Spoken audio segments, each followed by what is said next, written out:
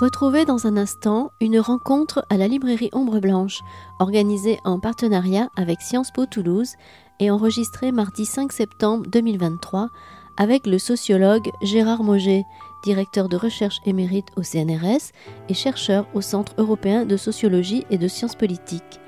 Il était invité autour de la publication de son nouvel ouvrage « Avec Bourdieu, un parcours sociologique » aux presses universitaires de France.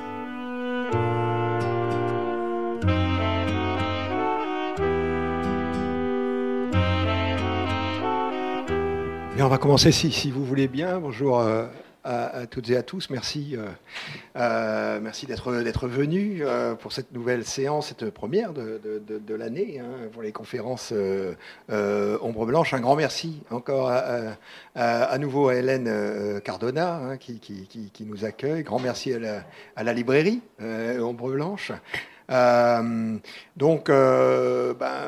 aujourd'hui, grand honneur, on est ravis d'accueillir Gérard Mauger, directeur de recherche émérite au CNRS, sociologue, grand spécialiste des classes populaires, des jeunesses populaires, qui a aussi travaillé sur notamment les usages sociaux de la lecture, sur les pratiques culturelles, qui a travaillé sur l'entrée dans les vies d'artistes, enfin, une très longue et très belle carrière d'enquêteur de terrain et qui, tout au long de sa carrière scientifique au CNRS, s'est attaché à être réflexif. Alors, aujourd'hui, son livre, qui est le troisième livre sur Bourdieu, autour de Bourdieu, on va dire, de Gérard Mauger. Donc, bien sûr, Gérard Mauger, qui a été un compagnon de route de Pierre Bourdieu depuis les années 1970.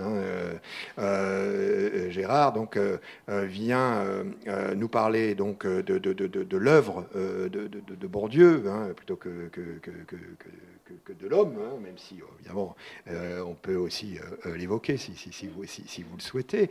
Dans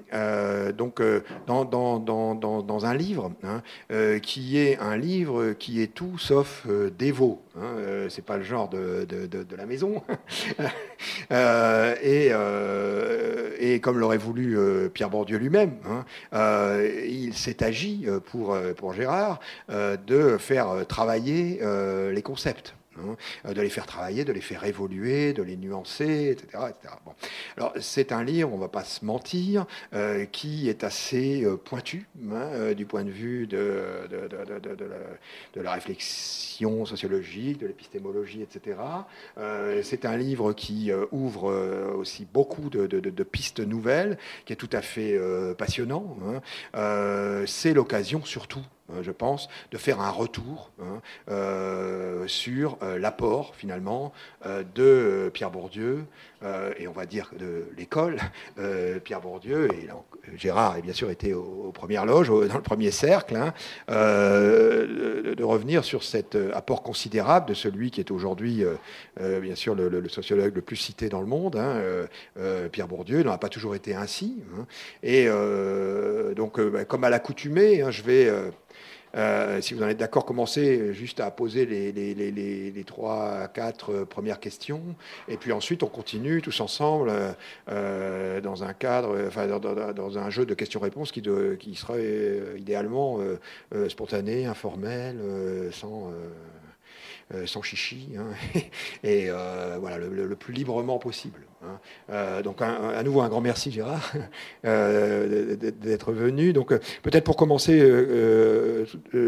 on dit souvent qu'il y a deux Bourdieu. Il y a le Bourdieu scientifique jusqu'en 95, et puis il y aurait.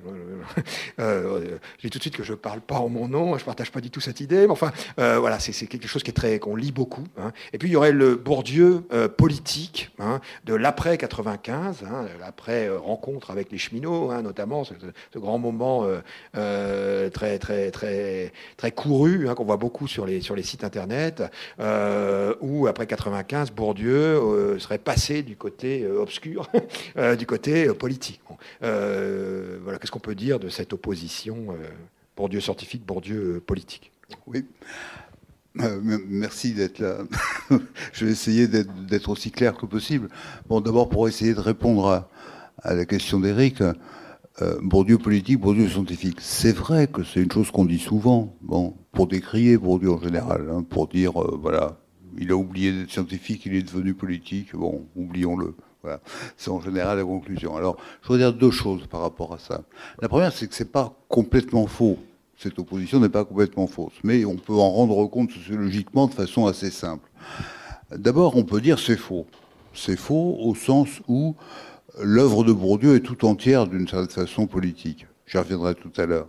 Elle l'est d'entrée de jeu. Ses premières enquêtes, c'était sur l'Algérie, pendant la guerre d'Algérie. Bon, Bourdieu s'est affirmé à sa manière, qui était celle d'un sociologue, comme un partisan de l'indépendance algérienne. D'entrée de jeu. Son œuvre est politique. Si on lit Sociologie de l'Algérie, c'est pas très difficile de s'apercevoir de quel côté est Bourdieu. C'est vrai ensuite avec deux ouvrages sur l'école, hein, les enquêtes sur l'école qui ont été très connues aussi avec Passeron, Les Héritiers, bon, voilà, Les Héritiers, et puis La Reproduction. Un peu après, bon, c'est deux livres aussi qui remettent très fortement en question le fonctionnement ordinaire du système scolaire. Donc on peut dire, oui, c'est un livre très politique. À sa manière, il l'est en tout cas. Je pense qu'il l'est à la manière d'un sociologue, bien sûr, à travers une enquête, mais enfin bon, voilà. Il met en évidence, en démontant comment fonctionne le système scolaire, ce système scolaire supposé méritocratique qui fonctionne au fond fondamentalement à l'héritage, voilà, ce qui explique l'héritage culturel, bon, étant le facteur déterminant de la réussite ou de l'échec scolaire. Bah oui, ça porte à conséquences politiques, dire des choses comme ça et les montrer, scientifiquement qui plus est. De la même façon, un peu plus tard, ce grand livre qui était La Distinction, bon, Sociologie du goût, remettait aussi très profondément en question un certain nombre d'idées reçues sur ce que c'est que le goût, des choses comme ça, quoi. Bon, voilà. Donc on peut dire en fait, je crois, toute son œuvre est politique. La suite aussi, il l'est, bien sûr. La suite aussi, mais ni plus ni moins que l'avant. Hein. Ça l'est toujours. Donc, de ce point de vue-là, c'est faux. Dire opposer Bourdieu scientifique à Bourdieu politique, c'est absolument faux. Alors, ce qui est vrai, c'est qu'effectivement, aux yeux du grand public, Bourdieu a été surtout connu parce qu'il a eu une aura médiatique considérable à partir de 1995. Mais pourquoi ? Bah, tout simplement parce que Bourdieu est devenu Bourdieu, quoi. Il a grandi, quoi. Hein, c'est-à-dire, il a accumulé cette œuvre considérable qui a trouvé très vite un écho considérable dans le monde entier. C'est vrai, Eric le rappelait tout à l'heure, il a été traduit en plus de 30 langues, je crois, enfin, voilà, y compris en chinois. Bon, voilà, ça ne va pas être facile, hein, soit dit en passant. Mais enfin bon, voilà. Donc, il a acquis une espèce de notoriété internationale considérable. Il est devenu aussi professeur au Collège de France, qui était une position éminemment, enfin, visible en son temps. Bon. Il publie aussi un livre, La misère du monde, voilà, qu'il a aussi beaucoup fait connaître, un livre qui était plus accessible que d'autres et qui a connu un succès considérable. Donc c'est vrai que sa notoriété est devenue de plus en plus grande. Ce qui fait que quand en 1995 il y a la grève des cheminots, etc., bon, qui prend position de façon visible à travers en initiant une pétition qui s'oppose à une autre pétition d'intellectuels. Hein, il y a les pour la grève et contre la grève, c'est grosso modo c'est Bourdieu versus Touraine, Rosan Vallon, François Furet et quelques autres notables, visibles. Bon, ça se voit, quoi, les journalistes qui adorent les controverses, les bagarres, machin, etc., donc se sautent dessus, et du coup, bon, bien sûr, on en entend parler, d'ailleurs, c'était le but, hein, ils souhaitaient pas qu'on n'entende pas parler, ils souhaitaient qu'on en entende parler. Mais ils pouvaient le faire, parce que c'était devenu possible, compte tenu de la notoriété qu'il avait acquise. Donc, de ce point de vue-là, on peut bien dire, effectivement, que, voilà, le Bourdieu scientifique, qui existait bien avant et qui était déjà politique, on le connaissait beaucoup moins que le nouveau Bourdieu, explicitement politique à travers des pétitions, une prise de parole à la gare de Lyon pour soutenir les cheminots et le service public. Bon, évidemment, bon, ouais, un écho médiatique considérable. Du coup, bah, on le voit plus, quoi. On le voit plus, on le connaît plus, et on aurait tendance à croire qu'il est devenu un leader politique. Ce qu'il faut, parce qu'il n'est pas jamais devenu un leader politique, il est devenu un intellectuel engagé qu'il a toujours été. Voilà, qu'il a toujours été, mais qu'il est devenu simplement de façon beaucoup plus visible. Je ne veux pas tenir le micro trop longtemps, mais j'ai juste ajouté un mot quand même. Un mot pour dire, par rapport à des débats plus contemporains. C'est au fond, on peut dire, je crois, en tout cas moi c'est ma conviction, et je crois que c'était aussi celle de Bourdieu, que la sociologie est nécessairement, inévitablement, une science politique. C'est comme ça. C'est comme ça, parce que l'objet même de la sociologie, le monde social, la représentation du monde social, la production d'une représentation qui se veut scientifique du monde social, mais c'est politique. La vision du monde social, c'est l'objet même des politiques. D'ailleurs, les politiques, ils se battent aussi pour imposer leur propre vision du monde social, les journalistes aussi, etc., les écrivains, enfin bref, tout le monde, quoi. Bon, les sociologues aussi, voilà. Donc les sociologues sont, comme disait Sartre à propos de l'écrivain, ils sont dans le coup, quoi qu'ils fassent. Ils peuvent bien faire ou dire n'importe quoi, ou dire « Oh non, mais moi, je fais dans la neutralité axiologique, bon, hein, je suis neutre. » Enfin, c'est une blague, c'est littéralement une blague. C'est-à-dire, quoi qu'ils disent et quoi qu'ils fassent, vu ce qu'il dit, et comme il le dit, avec l'autorité dont il est investi, celle de la science, hein, sur le monde social, ça a une portée politique. C'est comme ça. C'est comme ça, que ça vous fasse plaisir ou pas, c'est de toute façon comme ça. Donc, finalement, on pourrait dire que ce qu'avait de singulier Bourdieu, bon, enfin, il n'est pas tout seul, c'est de tirer les conséquences de ça. Voilà, on tirait les conséquences. Et les tirer de plus en plus radicalement, c'est vrai au fil du temps, en vieillissant, c'est normal. C'est des choses qu'on fait en vieillissant. Enfin, souvent, non, c'est plutôt le contraire. Mais là, en l'occurrence, parce qu'il peut-être il avait plus de temps, aussi plus de disponibilité, sans doute a-t-il fait plus dans ces dernières années qu'au préalable. Encore que. On ignore souvent qu'il l'a fait beaucoup quand même avant, mais on ne le sait pas, quoi, voilà. Donc il suffit, par exemple, de consulter un recueil qui s'appelle Intervention, qui a été publié chez Agone, et réédité récemment, c'est pour ça que j'en parle. Bon, on s'aperçoit que c'est pas tout neuf, hein, les interventions politiques sociologico-politiques de Bourdieu, c'est ancien, pas tout neuf. Hein. Ça date d'Algérie, en fait. À partir du moment où le job, c'est d'essayer de progresser dans la compréhension du monde social, c'est-à-dire d'élargir le niveau de conscience, et c'est bien le boulot d'une manière générale de la science sociale, qui est tout simplement d'essayer d'apporter les éléments de vérité. On contredit les représentations communes. Bon, la collection s'appelle Le Sens commun, dirigée chez Minuit de Bourdieu, Le Sens commun. Et comme disait l'autre, de toute façon, la vérité est révolutionnaire. Donc, de ce point de vue-là, effectivement, c'est forcément politique, quoi. Il y a une autre critique qui est souvent faite de Bourdieu, c'est Bourdieu nie les capacités d'agir, ni l'individu, il ne parle jamais d'acteur, il parle toujours d'agent. Voilà, qu'est-ce qu'on peut répondre à cette objection, voilà, tout à fait classique aussi chez ceux qui parlent de Bourdieu. Bon, alors je vais essayer d'y répondre. C'est vrai que c'est une objection classique. Je vais répondre en deux temps, comme précédemment. D'abord pour dire, il n'y a pas d'individu dans la sociologie de Bourdieu. C'est faux. Bah, c'est tout simplement archi faux. Quoi. Bon, voilà, faut le lire, puis on verra bien que si. Quoi. Il y en a plein d'individus, y compris dès l'Algérie, quoi, où il va, quand il est en Algérie, qui mène sa première enquête avec des chercheurs de l'INSEE qui, eux, font des stats. Lui, il va interviewer des ouvriers agricoles, des ferblantiers, des petits commerçants. Bon, bref, il a interviewé des individus, et souvent de façon très approfondie, très longue, et très intéressante d'ailleurs, il y a fort longtemps. Hein, et donc il n'a pas découvert qu'il y avait des individus hier. Alors je peux répondre de façon plus théorique. C'est que la différence avec d'autres sociologues, c'est que Bourdieu pense que ce qu'on appelle le social existe au fond sous trois formes. Je résume, je synthétise. Le social existe sous trois formes. Trois formes qu'on connaît fort bien, les deux premières en particulier. Sous une forme objectivée. Bah, je sais pas, c'est les choses. Hein. Sortez dehors, vous allez voir du social objectivé, les rues, les immeubles, les passants. Bon, enfin, non, laissons les passants pour l'instant. Les choses, hein, toutes les choses. Bon, les sens interdits, enfin, voilà, toutes ces choses-là. Donc, le social existe sous forme objectivée. Le Capitole, bon, ça se voit, hein, c'est là, puis ça dure. Ça dure parce que c'est solide et ça peut durer dans le temps. Voilà. Une forme donc solide, en quelque sorte, du social dans lequel nous vivons tous. Nous vivons dans du social objectivé. C'est des produits sociaux, toutes ces choses-là. Elles ne sont pas produites toutes seules. Elles sont produites sur un certain mode, à une certaine époque, d'une certaine façon, etc. Le social existe sous une deuxième forme, qui est corollaire de la première, qui est ce qu'il appelait le social à l'état institutionnalisé. Bon. C'est les institutions. Alors, c'est pas comme les objets qui se voient à l'œil nu, quoi. Bon, c'est des institutions, mais qui sont néanmoins aussi solides, très souvent, que le social objectivé. Je sais pas, moi, le code civil. civil, bon, voilà, quoi, ça existe, on n'aura pas de changer de main, quoi. Bon, même s'il évolue peu à peu, ça a une certaine forme de solidité, puis ça a une certaine importance, quand même. Hein. Ça organise, ça contribue à organiser. Enfin, je dis le code civil, je pourrais aussi dire la Constitution, bon, ou bien la langue française, tiens, et la grammaire. Bon, ce truc-là, on est dedans, quoi. Hein. On est dans, c'est déjà là avant nous, quoi. Ça y sera sans doute après encore, quoi. Bon, c'est comme les choses. Hein. Il y a du social à l'état institutionnalisé, un ensemble d'institutions qui existent, qui sont là, qui sont solides, qui tiennent, qui évoluent, certes, mais enfin, bon, quand même, quoi.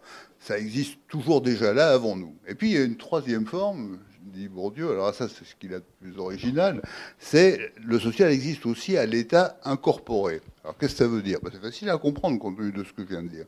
C'est chacun de nous a été petit d'abord, hein, il a grandi, il a été socialisé, comme disent les sociologues, c'est-à-dire qu'il a été élevé dans ce monde qui est à la fois fait de choses, d'objets, du social objectivé et sous forme du social institutionnalisé. On vit dedans, on apprend à parler, par exemple. Quand on est né en France, on apprend à parler le français, tant bien que mal, mais enfin, on apprend, quoi. Bon, c'est la langue qu'on a reçue et qu'on intériorise, qu'on acquiert et qu'on intériorise, c'est-à-dire qui fait partie de soi-même.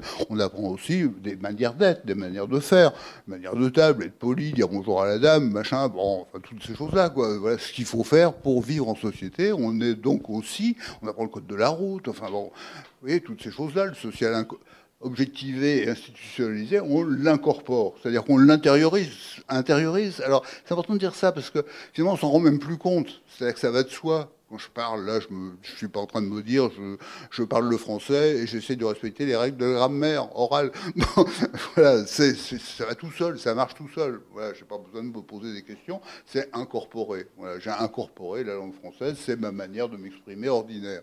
Voilà. Mais c'est vrai pour des tas d'autres choses, quoi. Des tas d'usages qui sont les usages de la vie en société qu'on a incorporés. Donc, l'individu, chez Bourdieu, il est aussi du social. Voilà ce qu'il faut dire. D'ailleurs, il n'a jamais dit qu'il n'était que du social. Mais il est aussi, et très fortement, du social incorporé. Voilà. Alors, donc, les individus n'existent pas chez Bourdieu, c'est faux. Non, il existe très très fortement. Il est un des modes d'existence de ce qu'on appelle le social. Il existe sous forme incorporée dans les individus. Alors, encore un mot sur l'autre moitié de ta question, Eric, parce que je sens qu'il y a un autre volet. C'est l'idée, l'opposition entre acteurs, agents. Nous sommes... Voilà, chez Bourdieu, sous une forme un peu plus savante, philosophique, ça se dit objectivisme, subjectivisme. Bon, c'est-à-dire un point de vue qui voit les gens agir par des déterminations qui leur échappent, et un point de vue où les gens savent ce qu'ils font, etc. Alors, qu'est-ce qu'il en est de Bourdieu là-dedans? Bourdieu se penche, sans doute, très fortement, effectivement, du côté d'agents plus déterminés qu'il ne le croit, plus socialement déterminés qu'il ne le pense. Et il a sans doute raison. Il a construit un concept pour le penser qui a à voir avec ce que je vous ai dit tout à l'heure sur le social incorporé, qui est le concept d'habitus. Alors, habitus, c'est un mot savant, comme ça qu'utilise chez Bourdieu. C'est des manières constantes d'être, de faire, de se représenter, de juger les choses. Voilà, c'est le social incorporé en chacun de nous.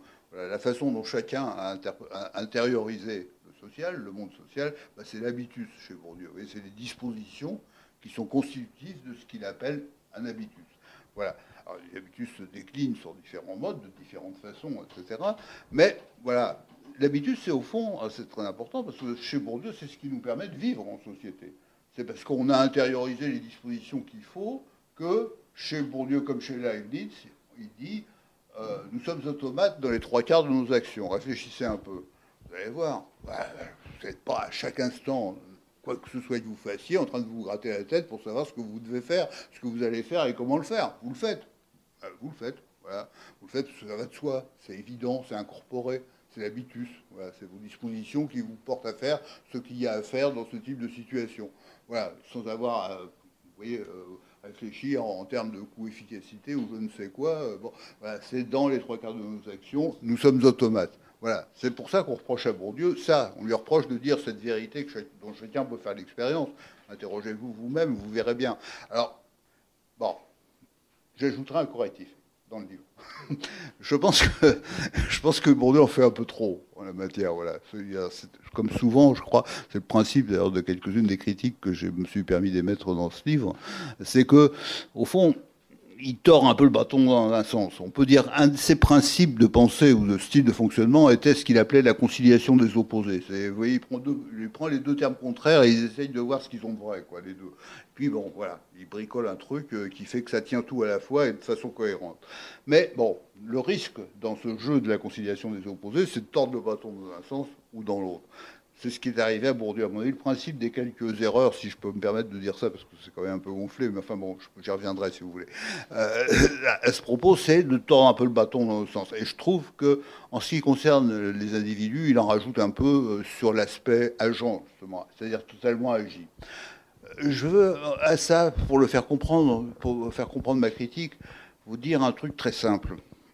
C'est que s'il est vrai que je souscris complètement à l'idée nous sommes automates, c'est vrai pour tout le monde et pour moi aussi, hein. Mais néanmoins c'est une expérience que n'importe quel sociologue veut faire, ou n'importe qui d'entre nous peut faire. Je sais pas moi, votre mari ou votre femme rentre du boulot le soir, vous lui demandez alors ça s'est passé comment ta journée, et il va dire quelque chose. Il va faire un compte rendu. Voilà. Elle va faire un compte rendu de ce qui s'est passé dans la journée. Si on lui dit c'était vraiment comme ça, il dira peut-être qu'il pourrait être réflexif, il serait capable de faire un compte-rendu de ce qu'il a fait, et il pourrait même être réflexif et dire ouais, enfin pas vraiment, quoi, non, mais je t'ai pas dit ça bien, en fait, il faudrait que ça soit plus long, non, je corrige. Bon, c'est ça être réflexif, hein, c'est revenir sur ce qu'on a dit et le corriger. Donc je crois, voilà, que contrairement à ce qui est arrivé à Bourdieu de sembler dire, parce qu'il le dit jamais vraiment aussi radicalement que ça, nous sommes tous dotés d'une conscience réflexive ordinaire, d'un minimum de conscience réflexive ordinaire. Voilà. Je pense que ça, c'est une des choses que j'ai ajoutées dans ce livre, c'est même la chose centrale que j'ai essayé de préciser en disant pourquoi dans ce livre, c'est nous sommes dotés, voilà, hein, d'une conscience réflexive ordinaire. Ça veut pas dire que cette conscience réflexive ordinaire, elle soit comment dire, que le sens commun, voilà, que produit la conscience réflexive ordinaire, soit la vérité indépassable de ce qu'on fait soi-même, de ce qu'on pense soi-même, ni du monde social. Non, c'est ce qu'on appelle le sens commun. C'est un point de vue, quoi. Bon, voilà, c'est un point de vue pas très élaboré, parce que bon, on n'est pas payé pour ça, sauf c'est le job du sociologue d'être payé pour ça, avec toutes les conséquences que ça comporte. Hein. Mais ça ne veut pas dire donc que le sens commun voit clair, que le sens commun voit juste, mais il voit quelque chose, il ne voit pas rien, quoi. Bon, voilà, il voit quelque chose. Il y a une sociologie spontanée. La façon dont on voit ordinairement le monde social, tout le monde, c'est à la portée de tout le monde. Il n'y a pas besoin, comme Bourdieu, il est arrivé à Bourdieu de le dire, ça c'est une propriété des intellectuels. Alors, il y a un aspect anti-intellectualiste chez Bourdieu qui est très, très fréquent, qui peut sembler paradoxal, mais qui est très fréquent. C'est-à-dire, bon, il se méfie beaucoup de la manie qu'ont les intellectuels de projeter sur les autres leur façon à eux d'être.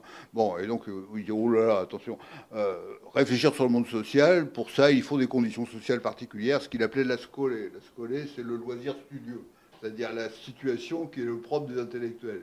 Ils sont payés pour regarder ce qui se passe. Bon, mais il dit ça, c'est une situation très particulière qui n'est pas celle de tout le monde.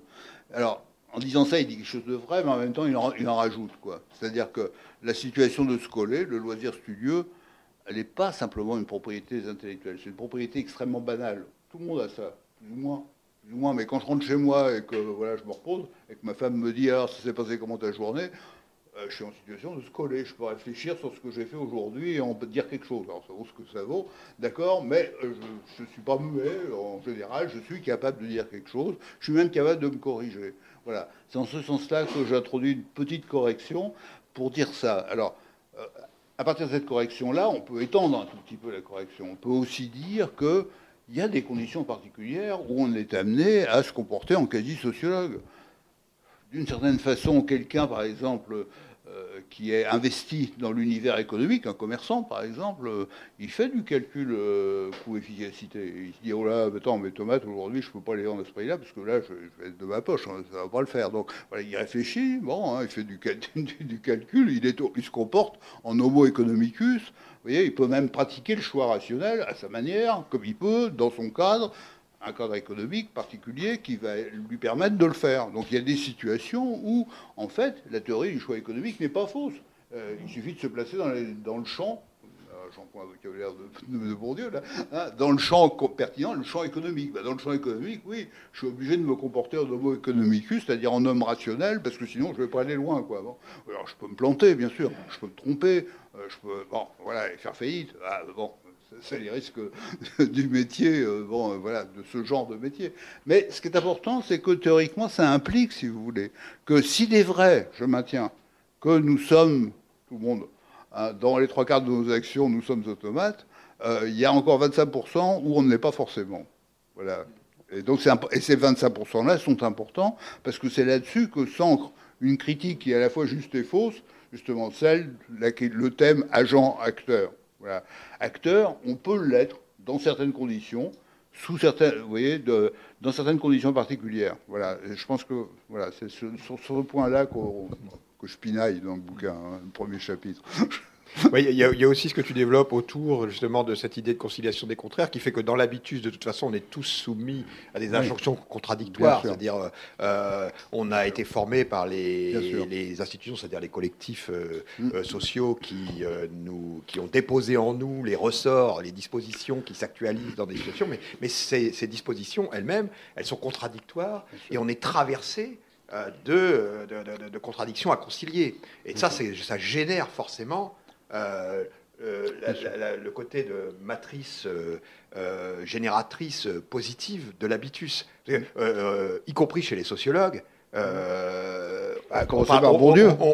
On critique Bourdieu en ne voyant que l'aspect détermination sociale de l'habitus, alors qu'il a passé sa vie à montrer l'habitus comme une force génératrice, productrice aussi du changement social. Alors pour cette raison-là, et puis pour la raison que tu dis du caractère très ordinaire aussi de la réflexivité, bien sûr, en réalité, mais aussi du quant à soi, au sens de Lütke, de Huygens, qui est très présent dans ses premiers travaux. Oui. C'est-à-dire, il y a quelque chose qui relève, c'est très présent chez les pères fondateurs, chez Marx, Weber et Durkheim, cette idée d'un principe de dignité, de justice, de quelque chose qui est très très partagé. Je ne sais pas d'où ça vient, ça génère aussi. Bon, on pourra en reparler après. Il y a une autre troisième grande famille de critiques, encore très ordinaire, de Bourdieu. On dit Bourdieu, il est impérialiste, il fait de la sociologie la science des sciences, il refuse aux autres sciences sociales un droit d'exister, et notamment il est très sévère sur l'économie, l'économie orthodoxe. Voilà. Est-ce qu'il y a la place aussi pour d'autres sciences sociales? Est-ce que la sociologie doit être la science reine et s'appliquer à toutes les autres sciences sociales Oui. Alors, sur cette question-là, on peut dire deux choses. La première, dire c'est faux. C'est faux, c'est objectivement faux, tout le monde peut le vérifier.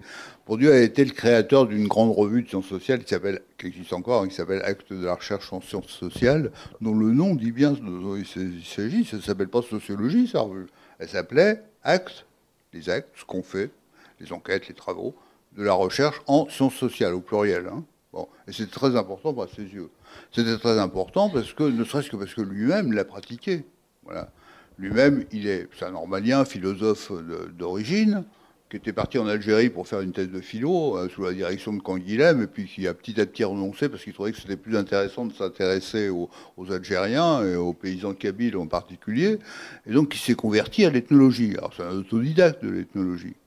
Il a appris l'ethnologie sur le terrain, hein. Il a lu les Américains, voilà, Margaret Mead, etc. Et puis en France, Lévi-Strauss commençait à exister, voilà. Et donc Bourdieu était au ses débuts un adepte, soutien de Claude Lévi-Strauss, qui est plus vieux que lui. Bon, voilà. Donc il a pratiqué l'ethnologie. Hein. Le premier grand article de Bourdieu, La Maison Kabyle. Oh, bon, c'est vraiment un article d'ethnologue, puis hard en plus, très lévi-straussien, etc. C'est un article d'un professionnel de l'ethnographie. Voilà. Donc il était lui-même un ethnologue. Il a continué d'ailleurs après l'Algérie en rentrant chez lui, dans son village de Béarn, dont il était originaire, en étudiant les structures matrimoniales des paysans béarnais. Bon, encore un objet typiquement réputé, le propre même de l'ethnographie, de l'ethnologie, de l'anthropologie.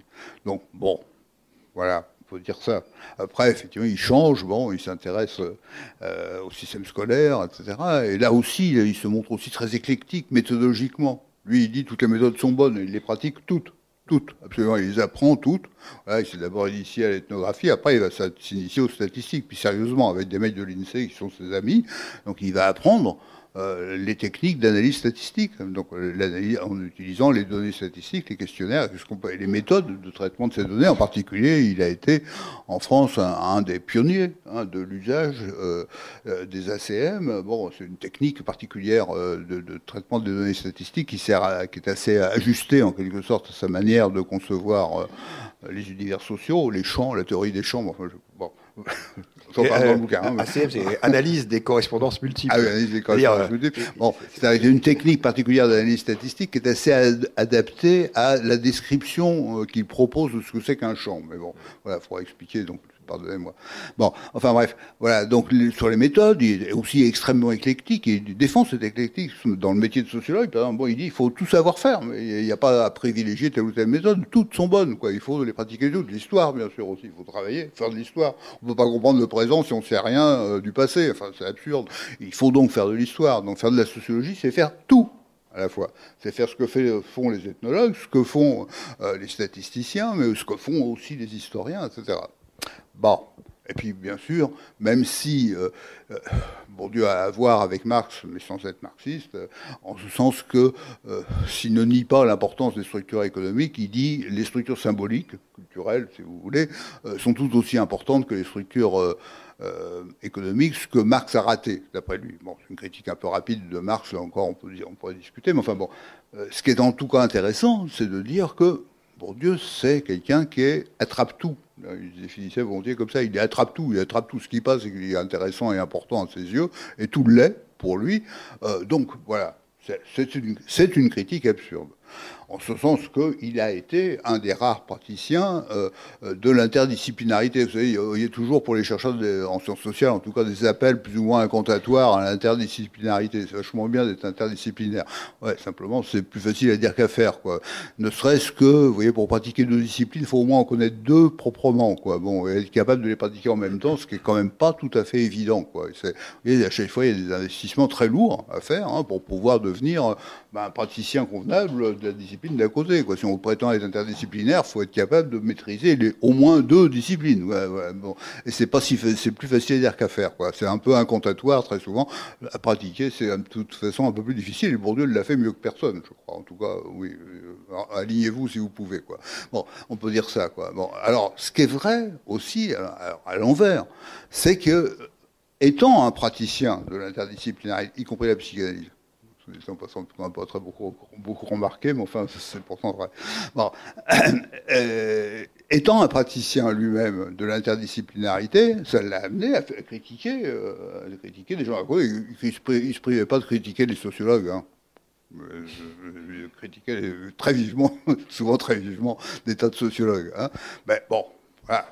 C'est un droit, quoi. Bon, c'est le droit d'un chercheur, quoi, de critiquer ce qui s'est déjà fait, sinon c'est pas peine de travailler, quoi. Bon, vous voyez. Bon, voilà. Donc, il critique, et puis il critique aussi les disciplines d'à côté. Alors, c'est vrai, t'as raison, il a critiqué l'économie mainstream. Bon, ça, c'est facile, quand même. Hein. C'est quand même assez facile à faire. Je veux dire, y compris parce qu'il y a des grands économistes qui critiquent l'économie mainstream. Robert Boyer est un bourdieusien, pourrait-on dire. Bon, c'est pas le dernier des économistes français, c'est quand même un personnage imposant de la recherche en économie en France. Bon, voilà, c'était très proche de Bourdieu. Donc, mais ce qu'il fait, effectivement, c'est qu'il il fait partie des économistes réputés atterrés, comme on dit aujourd'hui. Bon, ça ne veut pas dire qu'il est nul, hein. Loin s'en faut, quand même. Il est même très, très fort, il est même très, très impressionnant. Bon, voilà, donc...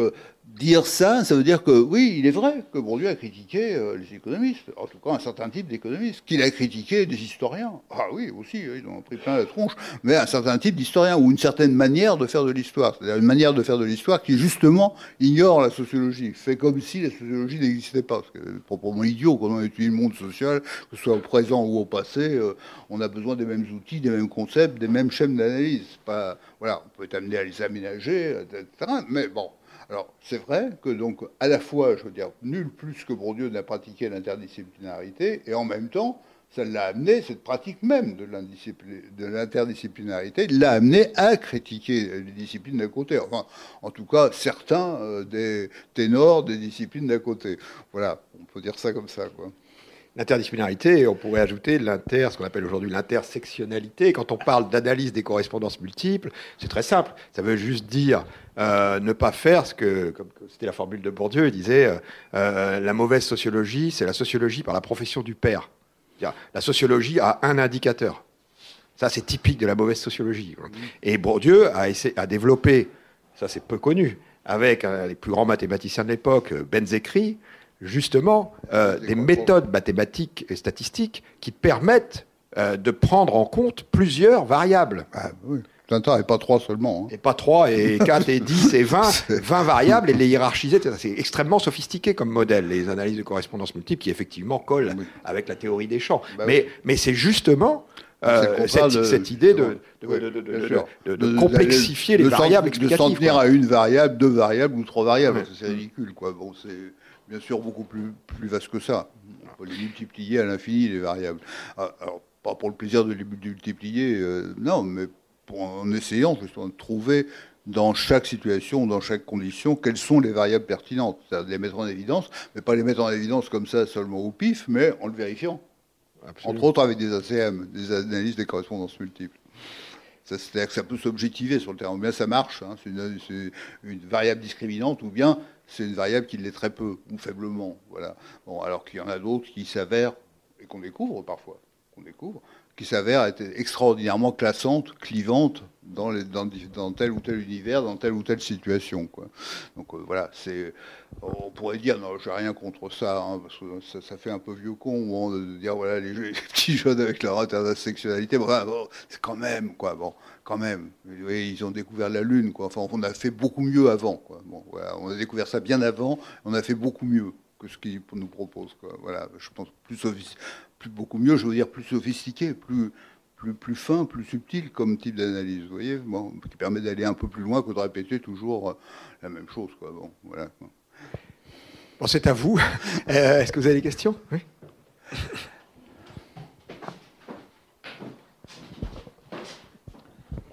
Bonjour à tous. Bonjour Gérard Moget. Le plaisir de vous écouter aujourd'hui. Bonjour Eric. Je m'appelle Vanda Capeller, je suis de Sciences Po Toulouse. J'ai 5 points que je voudrais peut-être des commentaires, mais aussi des questions. Les premiers points se réfèrent à cette question de la politique, de l'exercice de sociologue et de la politique, parce que c'est un débat très très vivant dans des pays latino-américains.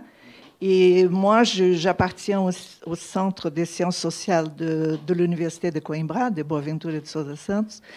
Et ça, c'est un débat de tous les jours.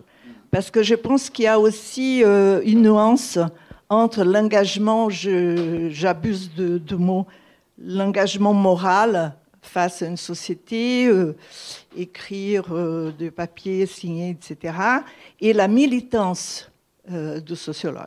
Donc ça, je pense qu'il y a une nuance là que je voudrais vous écouter là-dessus. Le deuxième point, je vais essayer d'être très rapide, c'est la question du déterminisme.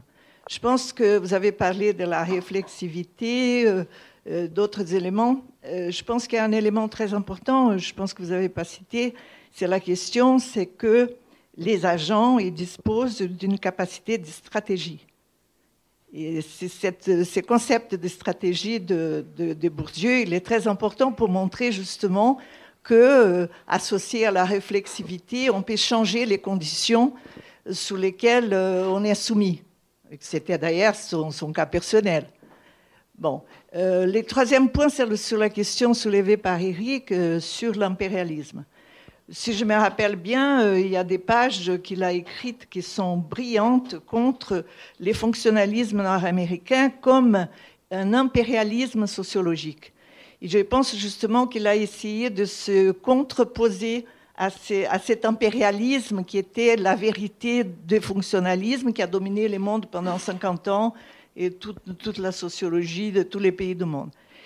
Le quatrième point, c'est comment vous voyez s'il y a des convergences, au-delà des divergences politiques notamment, mais des convergences épistémologiques entre Pierre Bourdieu et Giddens.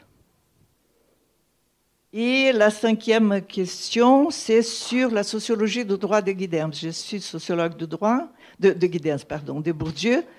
Je suis sociologue de droit et je pense que la sociologie du droit, notamment celle qui est dans l'article des actes de la recherche, la force du droit, elle est assez critiquable, si vous voulez. D'abord, je voulais vous écouter là-dessus.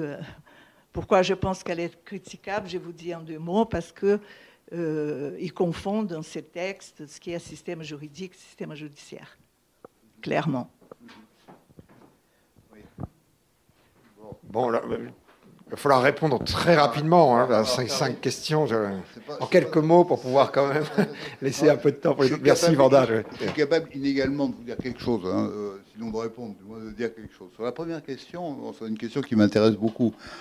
Sur politique, sociologie. J'ai dit la sociologie est par nature politique. Bon, je maintiens ça. Pour autant, est-ce que la pratique sociologique est une pratique politique? Je réponds non. Voilà, la sociologie c'est une pratique scientifique. Voilà, en tout cas, telle que l'a concevée Bourdieu, c'est une pratique scientifique. C'est-à-dire qu'elle a ses exigences propres qui sont celles de la science. Et ce n'est pas les exigences propres qui sont celles de la politique. Elles sont souvent différentes. Même si, je crois, la sociologie peut être utile aux politiques pour leur servir, d'une façon ou d'une autre, je pense que la pratique de la sociologie, c'est une pratique scientifique qui a ces exigences propres de scientificité qui sont extrêmement contraignantes et qui sont assez différentes de celles de la politique. Pour le dire en langage bourdieusien, on pourrait dire le champ scientifique, c'est pas le champ politique. Ce sont 2 univers qui ont leurs propres règles, leurs propres lois, leurs propres manières de faire, etc., leurs propres usages, mais c'est pas les mêmes. Même si ça n'a pas rien à voir, comme je l'ai dit tout à l'heure, et je le maintiens, pour autant, c'est pas la même chose. Je suis en train d'écrire un article prochain, je m'occupe d'une revue qui s'appelle Savoir Agir, qui dérive de cette continuité-là, et je suis en train de faire un dossier qui s'appelle Sociologie et politique. Moi, j'ai écrit un article pour, après avoir plusieurs fois écrit pourquoi la sociologie est politique, que ça lui fasse plaisir ou pas, là j'ai écrit un article en sens inverse pour dire la pratique sociologique, c'est pas la pratique politique. J'ai donné au moins 4 indications qui font que c'est pas la même chose. Je les répète très rapidement. La première, c'est que les sociologues doivent, c'était une invitation de Max Weber, être attentifs aux faits qui les dérangent. Voilà, être spécialement attentif à ce que Weber appelait les faits dérangeants. C'est-à-dire, ce qui dérange votre thèse, il faut surtout aller voir ça. Vous voyez, ce qui ne va pas dans le sens que vous aimeriez, il faut courir vite le voir. Je pense que c'est très important, et ça, c'est une exigence qui est assez contradictoire aux exigences politiques. C'est pas la seule. C'est pas la seule. Je pense que l'exigence très bourdieusienne, celle-là, il insistait beaucoup là-dessus, de réflexivité, c'est aussi, je pense, une condition nécessaire pour essayer de faire de la science, c'est-à-dire pour faire une science qui ne se laisse pas relativiser trop facilement en disant c'est un point de vue de sociologue. Bon, d'accord, voilà, qu'est-ce qu'on peut répondre à ça? C'est vrai, c'est pas faux, la sociologie, c'est un point de vue de sociologue. Mais il faut objectiver ce point de vue de sociologue, essayer de voir les effets propres à ce point de vue de sociologue. Donc essayer de les contrôler en les objectivant, justement. C'est ça, la réflexivité. Bon. Politique, je suis pas sûr qu'il soit follement réflexif. J'ai vraiment des doutes. Voilà, c'est un deuxième aspect qui fait que ça s'écarte assez radicalement. Bon, je me souviens plus des 2 autres. Enfin, bon, bref. Ouais, mais, vous voyez, le troisième, il doit y avoir le cahier des charges, tout simplement, oui, du métier de sociologue. Oui, c'est-à-dire, il y a un cahier des charges, il faut faire des enquêtes, il faut prouver, etc. Et ça fait une grande différence avec les politiques aussi. Ça va de soi, quoi. Un cahier des charges. Et puis, non, je me souviens du 4e. Ouais, ah oui, c'était une critique, là, pour le coup, d'un truc à la mode. Parce que, quand même, je voulais en parler. Vous savez, le président de l'Association américaine de sociologie, Buravoy, en 2004, je crois, ou en 2014, je ne sais plus, a fait un long discours, il faisait un long plaidoyer pour la sociologie publique. Bon, alors, la sociologie publique, c'était en grosso modo, je prends mon micro, je vais interviewer les gens, et puis après, je vais dire voilà ce que les gens disent, quoi. Bon. Alors, non, quoi. Bon. Je pense que la sociologie, c'est pas ça s'appelle du journalisme, ça. Bon, mais c'est pas ça, la sociologie. Du mauvais journalisme. Ouais, c'est du micro-trottoir. Oui, voilà, quoi. Mais enfin, très souvent, c'est ça. Non, mais je veux pas déglinguer les journalistes, mais enfin, bon, ils font un job je veux dire, ils le font dans les conditions qui sont les leurs, Il y a l'urgence, par exemple. Bon, voilà, sociologue, y a le temps, c'est vrai, ça change les choses, etc. Enfin, c'est pas pareil, quoi. Voilà. Ce qu'il faut dire, c'est que c'est pas la même chose, quoi. Bon, c'était mon troisième truc. Et quatrième, c'est que pour que la sociologie soit politique, il faut qu'il se fasse entendre. Bon, ce qui ne va pas tout à fait de soi. Hein. C'est quoi les conditions sociales de possibilité pour se faire entendre? Quand, justement, quand on est entre sociologues, on a écrit un livre de sociologie, si on en vend 500, on est content, quoi. Donc, c'est pas avec ça qu'on va avoir une influence politique considérable, quoi. Donc, il faut être médiatisé. Mais la médiatisation, elle impose des conditions dont il n'est pas tout à fait certain qu'elles soient tout à fait compatibles avec les exigences de scientificité. Donc, vous voyez, au moins 4, voilà, c'est ce truc-là que j'ai développé dans cet article, 4 raisons qui font que la pratique scientifique, non, ce n'est pas la pratique politique. C'est différent, il y a des exigences spécifiques qui sont celles de la sociologie. Alors, déterminisme. Alors, la réflexivité, la capacité d'élaborer des stratégies. Oui, je pense que vous avez raison, c'est vrai, on peut, quoi, enfin, on peut, plus ou moins, quoi. On peut parce qu'il y a des conditions sociales de possibilité pour pouvoir le faire, parce que quand même, c'est plus facile à dire qu'à faire, quoi. Vous voyez, élaborer une stratégie dans un tel ou tel champ, ça suppose d'avoir les compétences qu'il faut, hein, et le temps de la réflexion, de l'analyse, etc., qui permettent de le faire, quoi. Et donc, oui, je dis que voilà, pour pouvoir élaborer une stratégie, ça suppose d'avoir une connaissance suffisamment intime de l'univers dans lequel on se trouve, savoir à quelle loi il obéit, connaître un peu les rapports de force, etc., bon, pour être capable d'élaborer une stratégie. C'est-à-dire qu'il y a des conditions sociales de possibilité de l'élaboration d'une stratégie. Ça ne veut pas dire que c'est impossible. Bourdieu était de ceux qui disaient...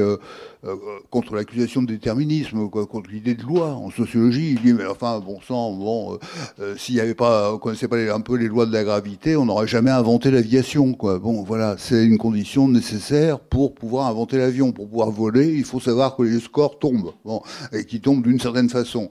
Bon, je dirais pour le monde social, il disait pour le monde social, c'est pareil, quoi. Bon, montrer que il y a des lois du monde social, bon, ça veut pas dire qu'on est soumis définitivement à ces lois, c'est au contraire la condition peut-être qui permettrait de les changer. Voilà, c'est en connaissant ces lois que peut-être on pourrait savoir comment est-ce qu'on pourrait bien s'y prendre pour changer un peu quelque chose, quoi. Bon, c'est important de dire ça, hein. Je crois que bon, c'était sa conviction, et je crois qu'elle est juste, hein. Je crois qu'elle est juste, sauf que vous voyez, entre la conception générale de la chose, connaître les lois pour permettre de les changer, bon, ça ne veut pas dire que, vous voyez, le travail qui consisterait et qui permettrait de les changer soit tout à fait à la portée de tout le monde. Bon, ni même possible, parce que voilà, dans le champ politique, c'est un lieu de lutte, bon, qu'on n'est pas tout seul, qu'il y a des rapports de force, etc., et qu'on peut perdre très très longtemps. C'est comme ça. Bon, voilà, c'est pas forcément très gai, mais c'est comme ça. Voilà. Alors, sur l'impérialisme.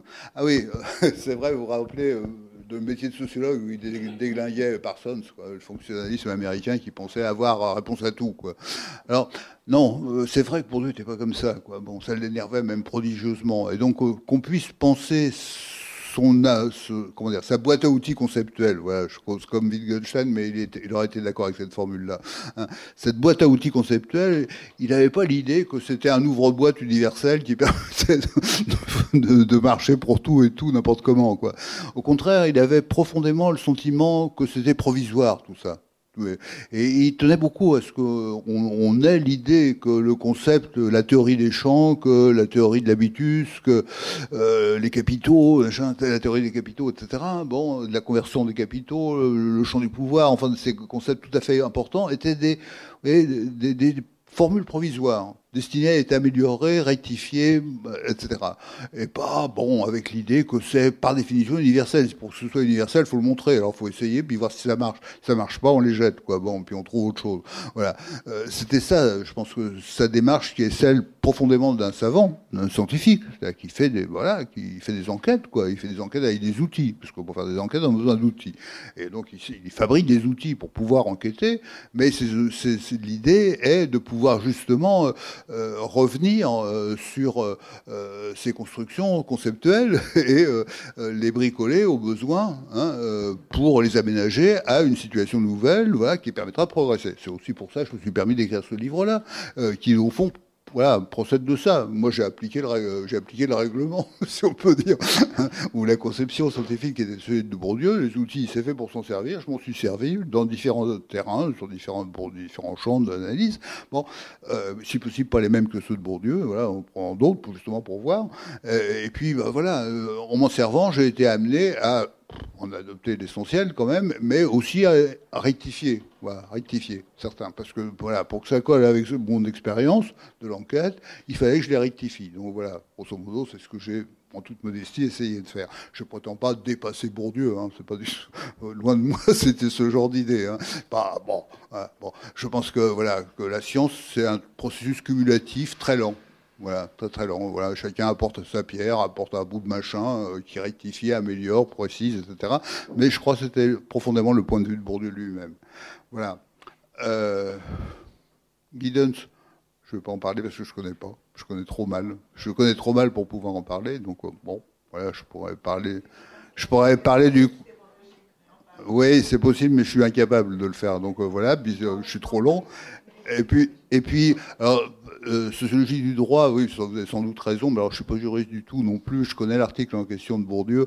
Bon, c'était une ébauche, hein. C'était une ébauche, une esquisse. C'était pas le produit d'une longue enquête. C'était le produit, en fait, moi, je peux vous dire, mais ça, c'était le produit essentiellement de lecture et de longues conversations avec Rémi Lenoir, qui lui connaissait bien la sociologie du droit.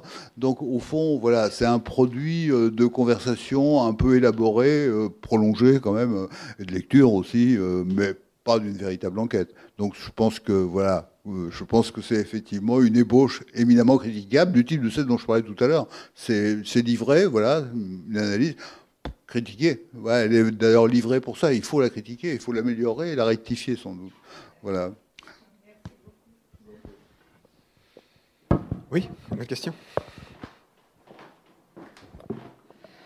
Je connais peu en fait le travail de Bourdieu. Il y a longtemps, je l'ai entendu il y a presque 30 ans à la radio. Il venait de terminer La misère du monde. Et donc, j'ai le sentiment, avec les expériences que j'ai pu faire, que c'est quelqu'un qui dénonce un système d'oppression sur l'individu, il me semble. C'est ce que moi j'entends. Et il se trouve que j'ai rencontré dans ma pratique... ou dans des rencontres que j'ai faites, on va dire des groupes qui agissaient pour mettre fin ou combattre un système d'oppression. Par exemple, en psychiatrie, avec la psychiatrie institutionnelle. Il y a eu une expo aux abattoirs sur François Tosquelles l'an dernier. Et puis, ça a eu un prolongement en éducation avec Freinet qui était communiste et qui s'est inspiré de ce qui se faisait en psychanalyse, en psychiatrie et après donc en pédagogie institutionnelle, il y a des outils sociaux qui sont utilisés. Je pense au sociogramme par exemple, qui est un outil pour faire de l'interaction et travailler en groupe. Donc ça a des buts émancipateurs et actuellement, en sociologie du travail, il y a par exemple Bernard Friot qui est avec d'autres à l'origine de ce qui s'appelle Réseau Salariat. Donc le but, c'est de lutter contre le système d'oppression capitaliste mainstream. Et je pense aussi aux coopératives, comme par exemple Longomaille, sur lequel il y a eu un long article dans le Diplo récemment. Donc ce que je voudrais savoir, moi, c'est que, bon, par exemple, par mon vécu personnel, je me rends compte que tout ça, ça converge en fait vers un même but.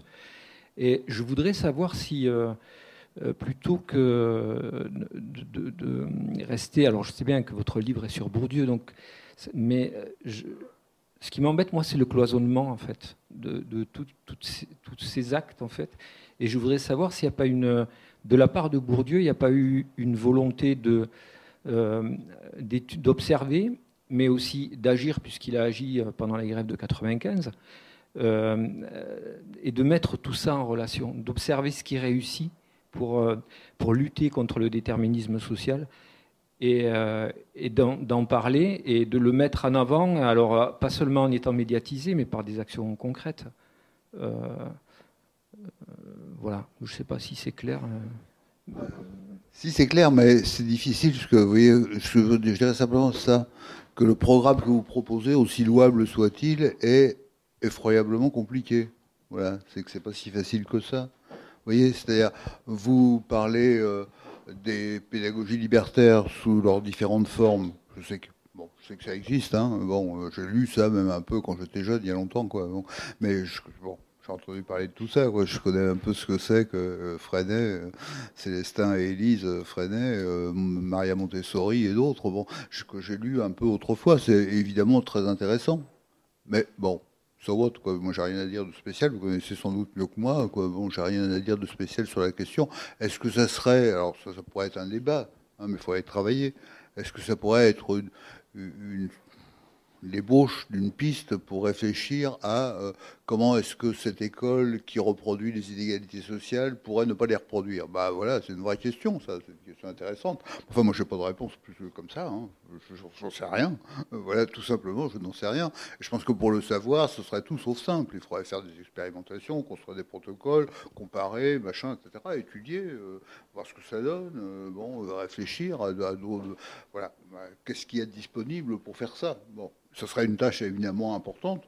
C'est une tâche éminemment politique, d'ailleurs. Hein. Ce serait une tâche scientifique et politique qui aurait beaucoup d'importance. Qui le fait? C'est le boulot des politiques. J'aurais envie de dire. Franchement, ça devrait être le boulot des politiques. Le font-ils? Ça, on peut. Voilà, il est permis d'en douter, quoi. Vous voyez, voilà. Je dirais un peu ça, quoi. Ou si vous me parlez des coopératives de production, bon, il y a eu des enquêtes qui ont été faites par des sociologues sur des coopératives de production. Bon, c'est intéressant. C'est évidemment intéressant.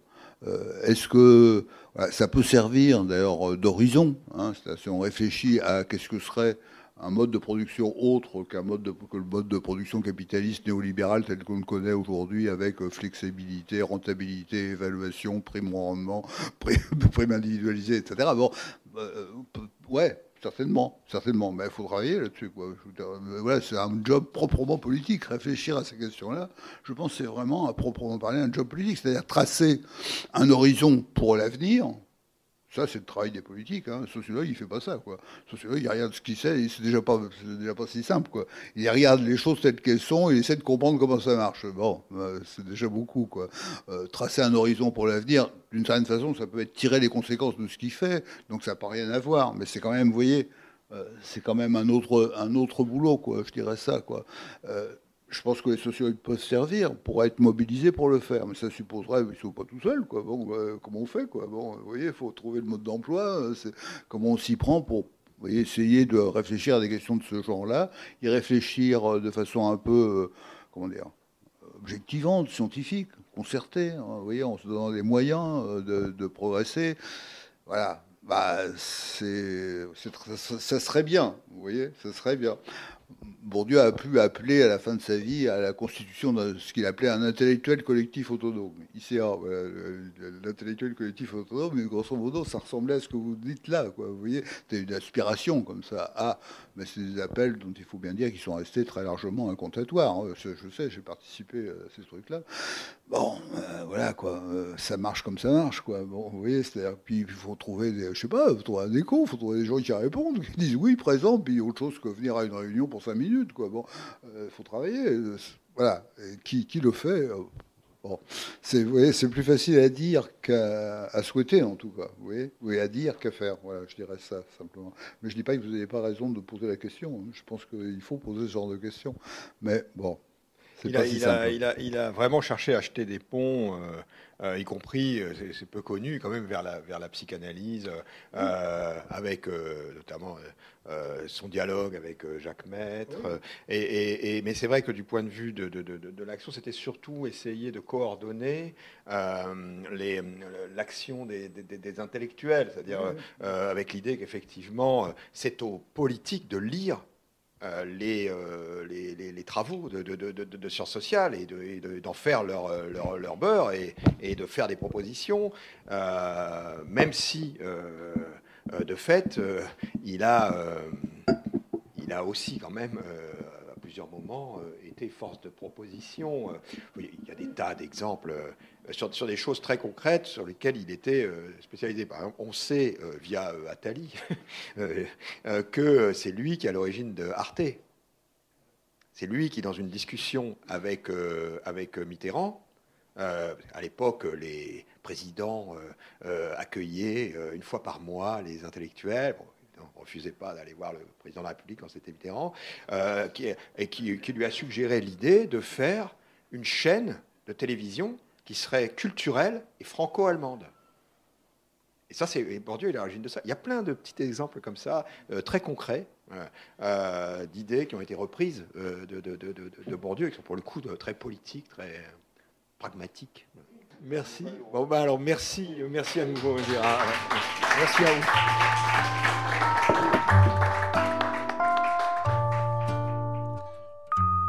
Vous venez d'écouter Gérard Mauger, auteur de Avec Bourdieu, un parcours sociologique, paru au PUF, à la librairie Ombre Blanche à Toulouse, mardi 5 septembre 2023. Réalisation et mise en onde de la rencontre, Radio avec Radio Plus et Radio Terre.